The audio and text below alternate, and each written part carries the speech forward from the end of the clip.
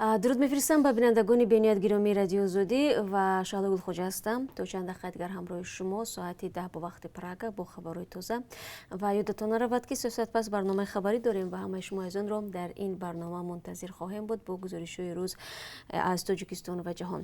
Аммо то он дам чанд хабарро барои шумо мегӯям. Кормандони милиса як ҷавонро дар шаҳри Панҷакент бо гумони тасарруфи беш аз 7000 сомонӣ дастгир карданд. Вазорати корҳои дохилӣ мегӯяд ҷавони 23 сола ба он муттаҳам мешавад ки шабонгаҳ дар ҳоли мастӣ аз дасти як ҷавони 18-солаи сокини ҳамин шаҳр беш аз 7000 сомониро гирифтаву фирор мекунад. нисбати боздоштшуда парвандаи ҷиноятӣ оғоз шудааст. тасмими ғайримунтазираи комиссияи марказии интихобот дар бораи сабти ном накардани Саидҷафар Усмонзода раиси ҳизби демократ ба мақоми президентӣ солҳои зиёдеро ба миён овардааст. Бархе мегӯянд Усмонзодаро барои танқидҳояш ба корзори сиёсӣ роҳ надоданд. гурӯҳи дигар инро гашти навбатии ҳукумат арзёбӣ мекунанд.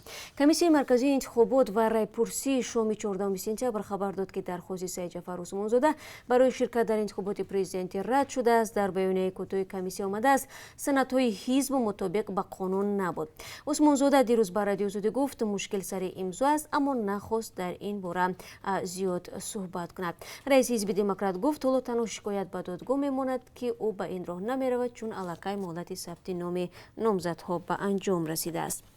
25 рӯз пеш аз интихоботи президентии Тоҷикистон ниҳоят дафтари ниҳодҳои демократӣ ва ҳуқуқи инсон, як сохтори вобаста ба созмони амният ва ҳамкорӣ дар Аврупо гуфт ки барои ирсоли ҳайати нозиронаш ба Тоҷикистон аз мақомоти Душанбе даъватнома дарёфт намуд. феълан маълум нест ки тасмими созмон барои назорат аз интихоботи Тоҷикистон чӣ мешавад, чун аввалин бор дар соли 2020 ин созмон аз ирсоли ҳайати дарозмуддати худ барои назорат аз ҷараёни интихоботи парлумонии Тоҷикистон худдорӣ карда танҳо ҳайати хурди коршиносонашонро фиристода буд. гурӯҳи мазкур рӯзи 27 май гузориши ниҳоии хешро нашр ва гуфтанд ки интихоботи парлумонӣ дар як муҳите баргузор шуд ки нақзи пайвастаи ҳуқуқи сиёсӣ ва озодиҳои бунёдӣ фазое барои боисаҳои гуногунандиши сиёсӣ нагузошт ва мухолифони аслӣ аз саҳнаи сиёсӣ ронда шуданд. дар натиҷа ба гуфтаи муаллифони гузориш мардум дар Тоҷикистон алтернатива ва ё гузинаҳои сиёсӣ барои интихобот надоштанд. рӯзи 15 сентябр дар Узбекистон қонуни нави шаҳрвандӣ ба иҷро даромад ки гирифтани шиносномаи ин кишварро ба маротиб осон мекунад. қонуни мазкур барои садҳо шаҳрванди собиқи Тоҷикистон ки дар солҳои ҷанги шаҳрвандӣ ва ё баъди барпо кардани оила бо шаҳрвандони Узбекистон муқими ин кишвар шудаанд шонси гирифтани шаҳрвандӣ ва шиносномаи Узбекистонро фароҳам меорад. қонун моҳи марти имсол аз ҷониби президент Шавкат Мирзиёев имзо шуд ва ба шахсоне ки дар Узбекистон шуда аммо дар хориҷа зиндагӣ доранд ҳақ медиҳад шаҳрвандии ин кишварро бигиранд. ин гурӯҳи афрод метавонанд бидуни талаботи ҳатмии 5 соли зиндагӣ бар асоси санади ҳаққи иқомат ба дарёфти шаҳрвандӣ муроҷиат кунанд. ҳар шахсе ки мехоҳад шаҳрванди Узбекистон шавад бояд ба забони узбекӣ гап зада тавонад, аз шаҳрвандии кишвари дигар даст бикашад, чун Узбекистон ҳамону ду шаҳрвандиро намепазирад. сомонаи ахборком бо такя ба Газпромбанк лизинг дар бораи мошинҳои дуздӣ менависад ки дар роҳ аз Русия ба Тоҷикистон боздошт шуданд.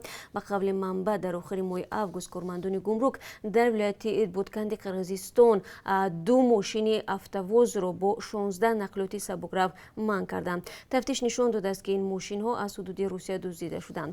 дасти кам яке аз ин сабукравҳо тавассути лизинги ширкати Газпромбанк автолизинг харида шуда то тамом шудани пардохти пули қарзаш ҳаққи берун бурдани он аз Русияро надоштанд. расонаҳои маҳаллӣ навиштанд ки корвони мошинҳоро кормандони Кумитаи давлатии амнияти миллии Қирғизистон роҳбаладӣ мекарданд. рӯзи 16 сентябр як нишасти маҷозӣ ва ё онлайнии комиссияи амрикоии озодиҳои байналмилалии динӣ доир мешавад ки дар он нигаронӣ аз маҳдудшавии озодии динӣ дар Русия ва кишварҳои Осиёи марказӣ иброз хоҳад шуд. ин комиссия ки қароргоҳаш дар шаҳри Вашингтон аст мегӯяд дар охири солҳои 90-уми садаи гузашта ҷамоҳири собиқ шӯравӣ қонунҳои маҳдудкунандаи озодиҳои диниро тасвиб намуда тоату ибодатро зери назорати шадид қарор доранд. дар ибодатгоҳҳо дурбинҳо насб намуда рӯйхатҳои мардуми ибодаткунандаро тартиб доданд. Комиссияи амрикои озодиҳои байналмилалии динӣ як ниҳоди мустақил буда аз аъзои ду ҳизби асосии амрико ташкил мешавад. моҳи апрел дар гузориши солонаи ин комиссия пешниҳод шуда буд ки ӯзбекистон аз рӯйхати ба ислоҳ бадтаринҳо берун кашида шавад ва ба ҷои он русияро дар ин рӯйхат ҷой бидиҳанд. рӯзи 15 сентябр шӯрои амнияти созмони милали муттаҳид қатъномае қабул намуда аз оғози музокирот миёни ҳукумати Афғонистон ва Толибон хушпазироӣ намуд. шӯрои амният ҳарду ҷонибро ба эҷоди оташбаси доимӣ ташвиқ кардааст.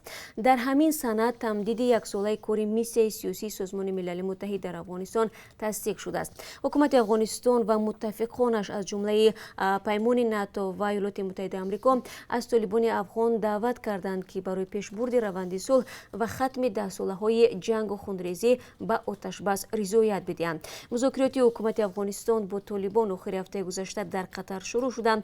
15 сентябр аввалин дидори мустақими ду тараф дар шаҳри Давҳа баргузор гашт ки дар он рӯзномаи музокирот баррасӣ шуд. Толибон то ҳол ба оташбас мувофиқат накарданд ва ҳамлаҳо болои нирӯҳои амнияти афғонро идома медиҳанд.